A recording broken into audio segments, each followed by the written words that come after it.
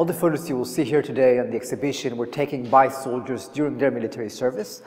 And we attached to most of the photos here as testimony of soldiers, just to give a little more background or give more stories about other views from the occupation. Those photos over here on these three walls were all taken from the city of Hebron, Palestinian city of Hebron. Now Hebron is for those of you who don't know, the second largest Palestinian city in the West Bank, and in the heart of the Palestinian state there is an Israeli settlement. I think that the photo right over here can represent it more than anything else. You see the Israeli settlement in the heart of the Palestinian city. And in the last 20 years, Israel imposed restrictions on Palestinians living in the city center of Hebron, where basically what used to be the main streets of the city were become sterilized zones, sterilized roads for Palestinians. By the way, the term sterilized is used by the army, it's not our interpretation. So for example, as you can see in those photos over here, in the streets, only Israelis are allowed to walk, of course, armed by soldiers. Palestinians are not allowed to walk in these roads. Something that brought to a situation when Palestinians started moving out of this area. We're talking roughly 42% of the city center of Hebron is nowadays empty. It became a ghost town due to those restrictions on Palestinians. I talked about military presence, as you can see over here. There are nowadays 650 soldiers serving in the heart of the Palestinian city, guarding around 700 settlers living in the city.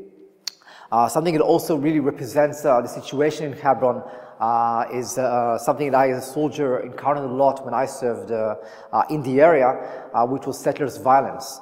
And it can start all the way from those racist graffitis saying like Arabs to the gas chambers, as you can see over here. But it can also take us to kids breaking down Palestinian houses, breaking the walls of the Palestinian houses. This set of photos that you see over here are all photos of soldiers taking pictures with dead Palestinian militants that they had killed. Honestly, when I first brought my friends who didn't serve as combat soldiers to the exhibition, and they looked at the photos here in the exhibition, what really shocked them more than anything else were these pictures over here. And I remember my first reaction was, I mean, why are you shocked by that? What exactly do you think we're doing as soldiers? I mean, I'm as a soldier, my mission is to kill. That's what I was trained to do. Okay, and if I kill my target, if I manage to kill my target, I'm probably gonna want a memory from that event. So you can see over here, this Palestinian militant was killed by the soldiers, by the Israeli soldiers, and each and every soldier wants to take a photo with the dead body.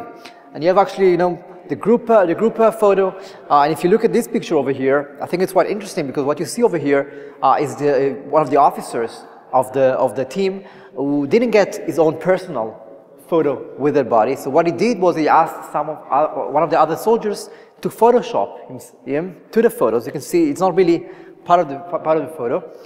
So he'll have his own memory, his own memory from the event, even though he didn't have his own picture from the event. We also have the other two rooms here in this exhibition.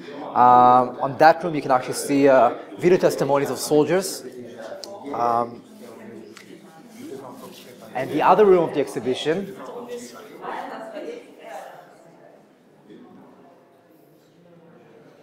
okay, you'll see in the exhibition some of the photos here were taken from within Palestinian houses. Like, for example, the one you see over here or the one you see over there. This is something we call in our service a straw widow. A straw widow means taking a Palestinian house for military purposes.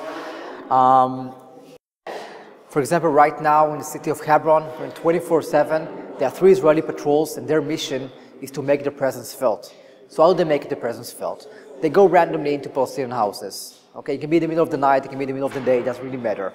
And they go inside, and they do random checks. Now when you go inside a house, of course, the orders are that if you take something out of the closet, for example, you have to put it back in order the way it was before that. But think about it, you're doing something like that for 8 hours every shift. You're crossing probably maybe 10, 15 houses. At some point you're going to leave a lot of mess behind you. You're not going to clean everything when you leave the house. And I think that the lines, the red lines for you as a soldier are, at some point are erased. For example, as you can see this picture here, the soldiers over here, you know, at one night, they realized there's a very good soccer match they want to watch. They just enter one of the houses, put the family in the room, lock them up. This family had a satellite dish. This is how they recognize the house as a place can actually watch the game. Sat in the living room, watched the game. As soon as the game was over, let the family out and left the house. So we chose to finish the exhibition with portraits of soldiers. And basically this is the message we're trying to convey here in this exhibition. At the end of the days, all the violence you see around you, you know, the occupier here in the situation, are people like you, people like your friends, people like your kids. But in the end of the day, our message here is that you put those people in those positions. There is no other way to occupy a people. There's no other way of doing that, no other way of being a moral occupier, but by doing it violently, by doing it with intimidation. That's how you occupy people. So this exhibition will be presented here for the next 2 weeks, and I will be here every day from 2 p.m. till 9 p.m. Giving tours during the exhibition.